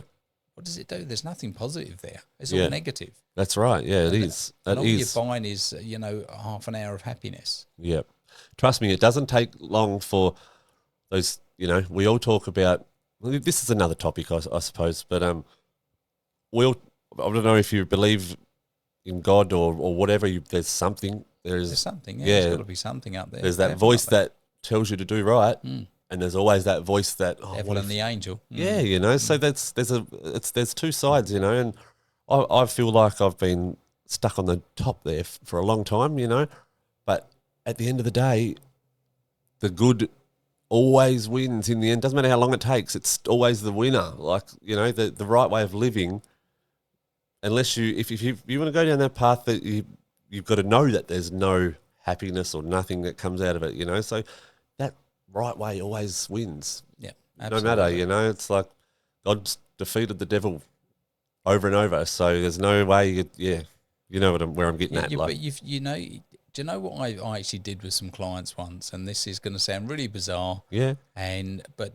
I had a guy that came to see me. So you're going to say it's not the same, but it's similar because this guy was on 3 bottles of wine a day. Yeah. This guy was a multi-millionaire, and he came to see me. He had a Mulsanne Turbo sitting in the car park. He had a $70,000 watch on his arm. And he said, I've been everywhere, mate. He said, I've been there. He said, I've been to 3 other hypnotists. He said, I've been to psychologists. I've been away on a retreat. He said, I've been everywhere. He said, nobody's been able to do it. He was put onto me by somebody else. And I said, okay, no problem at all. So we started talking. And I said to him, you're successful in business. And I said, obviously, did you silver platter? Or he said, no. He said, I start with nothing. So I said, great, okay. Common story. It is. I said, are you a handshake man? He said, fucking yes. He said, if I shake your hand, he said, if I tell you can have my business for $1 million today, he said, and someone offers me 2 tomorrow, he said, you'll get it for $1 million. You shook your fucking hand. He said, I shook your hand. I said, okay, great. I love that. And me too. Yep. Well, this is how I worked it, you see. And I said, okay. I said, I know you've got 2 kids on your form. And he went, yeah. I said, do you love your kids? And he went, they're my world. I said, how important are they? He said, so important. I said, what if you didn't drink 3 bottles of wine? Somebody said to you, if you drink 3 bottles of wine today, you're going to lose your business. He went, no problem at all. He said, I'll make it back tenfold. Yeah. I said, okay, all right. I said, but you love your kids. He said, they're my world. So I said, all right, great. I know what I want to do then. He said, I've only been here 15 minutes. He said, how can you? I said, I know what I want to do. So he's already told me he's a handshake man of his word. Yep. He adores his children more than anything in the world. So what I did, I put him in a nice relaxed state, just not deeply hypnotised, just nice relaxed state. And I said, right, I want you to invite your children into the room in your mind. And I could see his face. He went, I said, just invite your children into the room. Something he'd normally do if he was. That's right. Yeah, yeah. And he went, I said, just nod your head when you can imagine your children in the room with you. And he went, so I said, right, put your hand out. I said, I want you to imagine shaking your children's hands and swearing to your children that you will never, ever drink 3 bottles of wine again a day. And he went, I said, just do it. I said, give him your word that you will never, ever drink 3 bottles of wine again, 1 at the most. 3 months later, he came back to me. He said, I drink half a bottle of wine a day. Wow. I said, that's it. You've got to have that pain. Goosebumps. Because you've got to have that pain, you see. Some people have got to have that pain. Yeah. And the pain to most people is their children. Oh, definitely. If you've got children. If you haven't got children, obviously it can't be. But you've got to find something that's going to be so painful. And I did something recently with somebody. Where? What do you find? You would see it a lot. What do you find that is usually most painful for people that don't have children? Well, they've got to have something there. Yeah, yeah. That's when they've got to have something. They've got to have something to work towards. Yeah, yeah. Or it's just not going to work. Otherwise, well, it'll work. but there's just not that. It's not the same thing. Yeah, and it's not that solidness. Yep. You know how much you adore your children. Definitely. I adore my children. They're my world. Yeah, every day. So if I find myself procrastinating over something, I'll actually say, right, I swear my children, I'll swear. Yeah. Oh, you bet your fucking life I'm going to do it now. Yeah. I will do it. That's it. That's all there is to it. Yep. And I use that so much with people because if that switch will switch in your head, they'll switch. If I said to you, right, Braiden, imagine your little darling in front of you. Imagine death standing behind her, and he's got his. I already feel my heart right now. You swear you're never going to touch that stuff again, otherwise it's going to take your head off.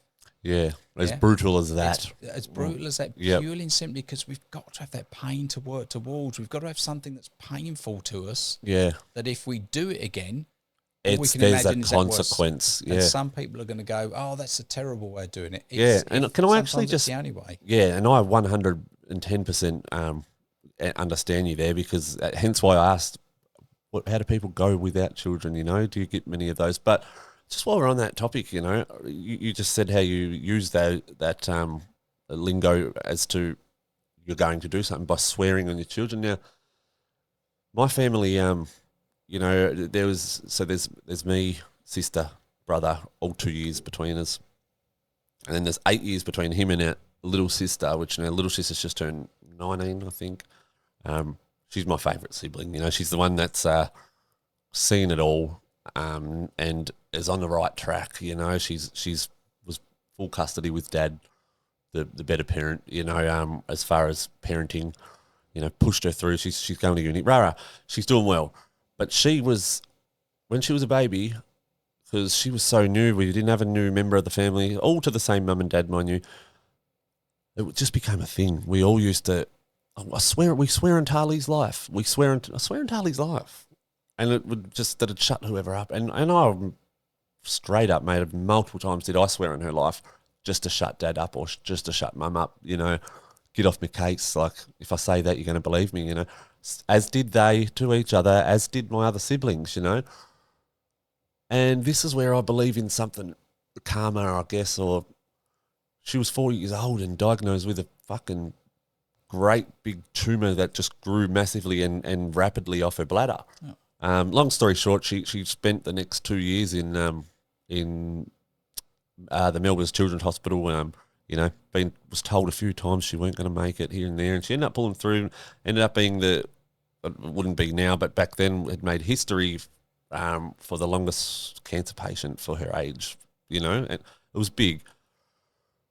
From then on, that is when, if I swear on somebody's life, it became real, because to hear my dad, like, you know, my idol in my life, to say, do not ever let me hear you swear on anybody's life again, you know? There you go. It was like, it was it's given me goosebumps now. It's such a big thing for me to do that, you know, and like people that know me will use it. Oh, bullshit. Swear on such and such. And I won't, you know, but I will if it's true, you know, like it's, very, very, I just had to say that because I haven't mentioned that before. We all swore on Tali's life, and Tali nearly lost her life, you know, helpless little girl. Right now, she's 19 now, mate. Unfortunately, she can't, you know, all the radiation around that area sizzled up all the girl organs and stuff. So but she's a teacher, works with kids. She also, you know, works a bar job of a night time. She's just killing life, man. She goes to concerts all around the country all the time, you know. Beautiful, beautiful soul. Good girl. Yeah. There you go. You've just said it. That's exactly what it is. See, that pain now, you won't do it unless you know you're going to stick to your word. 100%. And that's why it works with so many people. Mm. And it doesn't matter how strong they are on something, it will work so much out of 100%, 70, 80% of the time. Yeah, definitely. And it's because you'll always have it lingering there too. Why ain't you doing it? Yeah, no, like. So I do use it with those people that won't, that have been everywhere else. They've been everywhere. They've been told this. But the mind is phenomenal. Once you make your mind up, and that's all it is with people, make your mind up. Yeah. And I promise you, once you've made your mind up for definite, it's going to work. Yeah. You know, it's the mind is phenomenal. I treated a girl. I've got to tell you this story because I've helped people with strokes before. Yeah. And obviously they've been told they'll never be able to do this, and I've helped them, and they've walked again, talked again, smiled again. Wow, Mark. Yeah. I did this show for this girl. Somebody had seen me on one of the cruise ships, and I got a call from this guy. He said, look, friends of mine saw you on a cruise ship, and he said, we've got a 30-year-old daughter. She's coming up to 30 in a couple of weeks. And we really would love her to laugh and everything because she probably won't see Christmas. Yeah, and have something rare put in front of her like yourself. Yeah. And it was, and I said, okay, what's the matter? He said, look, she's got this disease. There's only 3 people in Australia. Her and her mum have got the disease. So there's only one other person apart from them. Wow. And it just completely destroys the body. And so when I went to the show, there was all her family, their friends, because she wasn't going to live past Christmas. And they wanted to see it, yeah. And anyway, so this girl was in a wheelchair, like complete vegetable. Yep. Like a whole thing, and like in this, and I looked at her and thought, she was beautiful. Yep. They started noticing it when she was 16. Yeah. And then by the time she was 19, she kept falling over, and they went, motor neurone or something, was it? That's what it was, similar sort of thing. Yep. Destroyed her body. Anyway, so I noticed when I was doing the show that she was smiling, looking up, smiling every now and again. And I thought, it's bizarre because I was told she couldn't do anything. Yeah. Oh, wow. So 3 days later, I phoned the dad and I said, listen, Greg, I said, I noticed, the daughter's name was Kristen. I said, I noticed Kristen was laughing. It was like smiling and laughing. I said, and he went, yeah, he said, because he said, she's sharp as a tack inside here. Oh. He said, so I said, can she concentrate and focus? And he went, yeah. What really broke my heart was they had a daddy and daughter dance. Oh, and God. he had to pick her up. She was 30 years old, just turned 30 on this day. I can picture it. Picked her up. And so this limp body and that broke my heart. So yeah, that's I can imagine. I sort of wanted to do something as well. Yeah, wow. So I said, look, I come past your place to take my kids home to Brisbane every 2 weeks. I said, I would love to come in. I won't charge you. I just want to see if I can do anything to help her then, if she can concentrate and focus. And he went, yeah. Anyway, so I went there, 2 sessions. And I did this second session, and I went home. I noticed this girl just started going deep every time. You could just tell by her sort of... Yeah, well, your voice, yeah.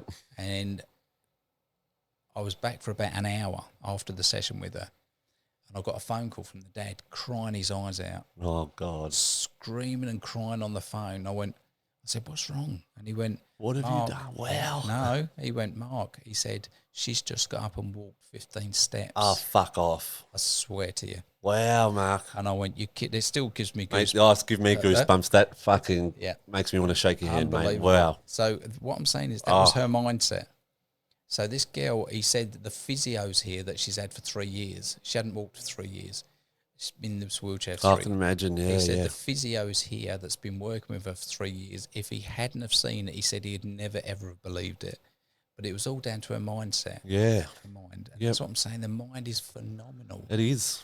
You know, wow. She's passed away now, but that's because of the amount of drugs they gave her. Yeah, and stuff. Of course. Yeah. But you know, that just goes to show that, you know, like you hear in like the Bible and things like that, you know, Jesus Christ could move mountains, literally. All it is coming down to is telling you how powerful your mind is if you believe it. Yeah, like it's belief, you know, and like, you know, you've helped me understand how hypnotism or hypnosis, hypnotism, works now, you know, and understand, like, you know, I believe for some people it'd take a lot of training and a lot of, you know, self-belief to be able to get themselves to your extent anyway, you know. But wow, I now understand it.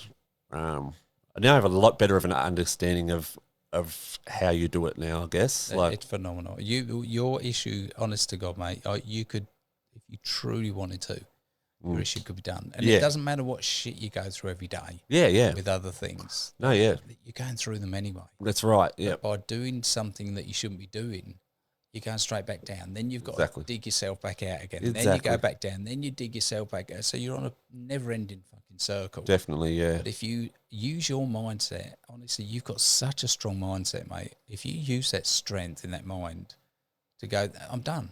I'm done. Switch that switch. I'm done. And just stay off it. And just stay. You've got Massive potential, mate. Look out, mate. You might have a bit of competition coming up beside you shortly. I don't look at people as competition, but I look at the people that I've trained. Believe it or not, some of the people I've trained, they've gone off and done all the venues I used to do. Oh, bullshit! Yeah, okay. But that was a joke. But you know, you've definitely got the charisma about you. You know, your Pommy accent, especially here in Australia, it's something that stands out. It's you know, like I said, that your appearance. You'll always be, Australia's most sought after adult hypnosis. Test, yeah. Yeah. Thanks. Yeah. Yeah. I'm sure for everybody that knows you, mate. We are going to start heading towards the end, Mark. There's so much we could talk about, mate. It's been a very, very interesting story, and I'm truly appreciative of, you know, just the advice and the opening up of my mind you've helped me with. And but the book, mate. Like I said, I read little bits of it. I'm definitely going to read it now because I want to hear the depth of your story. Maybe we can get you on again later in the season and talk purely about what I want. Absolutely. Whatever you want to talk about. Yeah. Is there anything you want to bring up? To me, look, I always say just find things in life that you enjoy. Honestly, find things in life, and remember, if you want to change, you've got to change the environment first. Don't just change your mindset and change. It won't happen. Yep. Got to change your environment, change your mindset, and then change it. That will change your life. 100%. That's what I'll say, mate. And it's one of them things. There's a great quote, and it says, "Behold the turtle. He makes progress only when he sticks his neck out." Right. Yep. And that's you. Yeah. Stick your neck out. Keep sticking your neck out, mate, and you'll go forward. Yeah. You know, and that's what it's about. And I look forward to you becoming a huge success, mate. No, I appreciate another Joe it, Rogan, eh? Yeah. Oh, who knows, mate? I'll probably get him on here one day. No, that'd be a dream come true, wouldn't it? He's definitely a character, old Joe. But he started with nothing, mate. They all started somewhere. That's right, mate. Bloody oath, yeah. Definitely. Yeah. Well, where can people find you, mate? What are your social medias? Well, just Hypnotist Mark Antony. Well, the new Facebook one is the Hypnotist Mark Antony. Or if they go to Rogue Hypnotist Book, then they can actually go from there to the main website as well, or just hypnotist.com.au. Yeah, cool, mate. And look, I'll go through and get all your social links and stuff. They'll all be in the description. And I want to give a shout out to firstly you, Mark, for coming on and sharing the information that you've shared, and you know the bit of your story and you know the horrible upbringing and stuff that you endured. But secondly, I want to give a shout out to the sponsors. This week was originally supposed to be Dan Eldridge from iFall Drive Club coming on, but after some personal difficulties, you know, from my end, that didn't happen. We got Mark on, but Daniel's one of my main sponsors with iFall Drive Club. I've also got the legends down there in Adelaide, Danny and Jordan with Inside Out Coaching. They're a huge part of my life and huge benefit to the podcast. Bo the Goods Woods with the Goods Clothing. Unfortunate, lost your fight last night, mate, but we all know that you've got it. And last but not least, Benny Wolf down there in Tassie with Wolf's Paint. And look, without you guys, this podcast wouldn't be happening. So it's I'll give great thanks, and I truly hope you've enjoyed it. Thanks, Mark. Appreciate it, brother. Thanks, mate. Absolute pleasure. Thanks for having me. Thank you. Cheers, guys. Cheers.